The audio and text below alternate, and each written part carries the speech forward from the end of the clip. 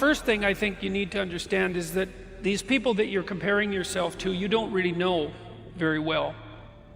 And what that means is that you see their shiny outside, but you don't see the reality of their life.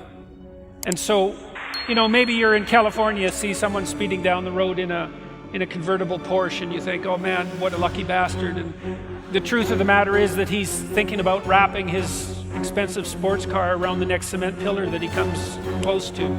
You can't tell, and people have hard lives, and even people who are comparatively fortunate have hard lives. And so the ideal that you're observing that makes you jealous and resentful is in large part an illusion that's created by your own mind.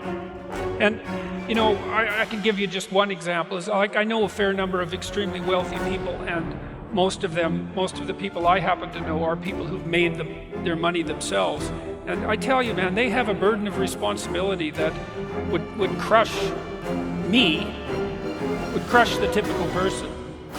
They're just working flat out, like 90 hours a week, and they have thousands of people depending on them. And they have their money and they have their status, and that's not nothing.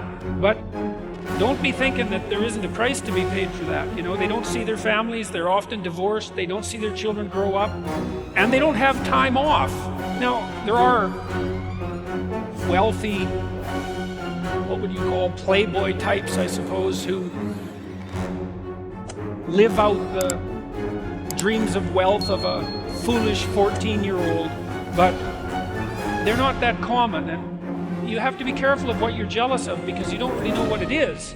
And then the other thing that's kind of useful is to understand that you're different from everyone else. And this is especially true as you get older. When you're 17 or 16 or something like that, comparing yourself to other people makes a certain amount of sense because 16 and 17-year-olds, they're kind of the same, which is why when you go off to university, you can make friends so quickly. It's like, I'm just about 60. It takes me like 15 years to make a friend now, as opposed to the 2 months that it took when I was 17.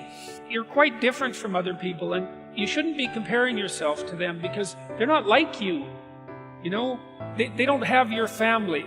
They don't have your temperament. They don't have your troubles. They don't have your abilities. The only person that has those is you.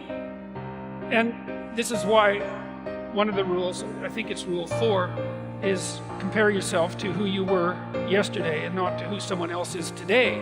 And see, that's a game you can win because you could be a little better today than you were yesterday. And that's a good thing. You're a little better. That's a good thing. And no doubt there are some things that you could improve. If you sit and meditate for any length of time about what you're not doing optimally, answers will spring to mind. Comparing yourself to who you are now, that's a game you can win.